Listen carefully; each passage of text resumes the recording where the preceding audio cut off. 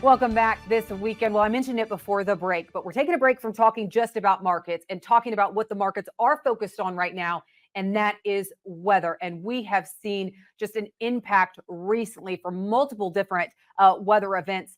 We just talked about the flooding. Brad, when you look at the flooding that's impacting portions of Nebraska, Iowa, Minnesota, I mean, you look all over and the river levels. What is causing this torrential rain where you'll see 6 inches of rain in one area, and then you go just a few miles down the road and it's just 1 inch? It is very localized rainfall right now, but it's heavy. This upper Midwestern flood event really got its start back on June 20th through 22nd with repeat nights of heavy rain. And you can tie it to the fact that we've had a ridge of high pressure parked over the continental United States. For a few days, it shifted eastward. We got some tropical moisture, including the remnants of Tropical Storm Alberto wrapping around that ridge. And then a couple of cold fronts pushing into that ridge from the northwest. All of those factors coming together to unleash torrential rains, eastern South Dakota, northern Nebraska, all the way into the Great Lakes region, and sparking this regional flood event that continues to unfold as the waters work their way down into the main stem Missouri and Mississippi rivers. Yeah, we are keeping a close eye on it, and especially the forecasted rainfall that could continue to cause these elevated river levels. Eric, do you expect this to continue? Yeah, I mean, into the near term, the next 10 days, we've got plenty of evidence that the same flow pattern that Brad just mentioned is going to continue. So, what does that mean? We've had unbroken jet stream flow from Japan all the way to the West Coast. It's ripped across like almost right on the 49th parallel, right there at the US Canada border. And that's where those fronts are coming from that Brad mentioned. So as I look at over the next 10 days, we're going to be recycling local moisture. We still have plenty of Gulf moisture.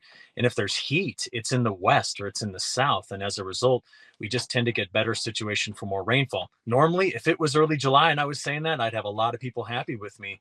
But given what the situation is with the flooded ground and the rivers, this is going to be a problem. Well, speaking of rains that are coming, NOAA releasing the 30-day precip outlook, calling for below normal precip in the Pacific Northwest and down really through the central and southern plains, above normal in the upper Corn Belt and along the eastern seaboard, as you can see here. Brad, do you agree with NOAA's 30-day precip outlook right now? Absolutely. We've got this ridge that's pretty well established. It's going to move from day to day, but that is going to allow some of that Gulf and Atlantic moisture to work its way into these cold fronts.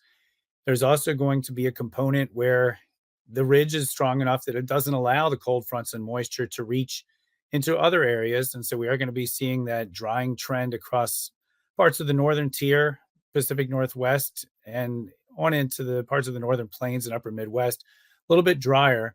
But then there still should be plenty of moisture. As Eric mentioned, it's going to be an active weather pattern to start off July. Just about everybody east of the Rockies seeing rain at some point or another during the next 7 to 10 days. So from the standpoint of the upper Midwest, maybe a little bit of bad news, but for just about everybody else, there could be some good news in this July forecast with some scattered to widespread showers. Yeah, so how does that play in then to the crop production picture, Eric? This is what the markets are watching really closely right now when it comes to precip.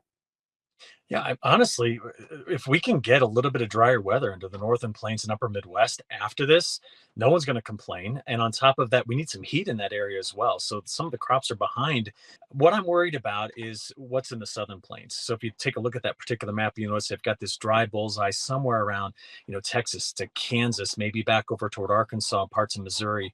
And given that fact we've got such warm ocean temperatures in the North Pacific and in the North Atlantic, historically that tends to anchor a ridge that sits right in that particular part of the country. So, it's always a situation every summer of who's stealing rain from someone else, right? When it comes to the way the pattern sets up.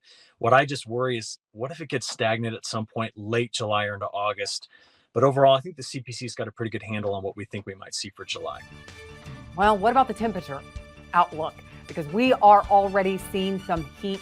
Will that continue as we see the crop production picture progress? We're going to talk about that with Eric and Brad, but we need to take a quick break first.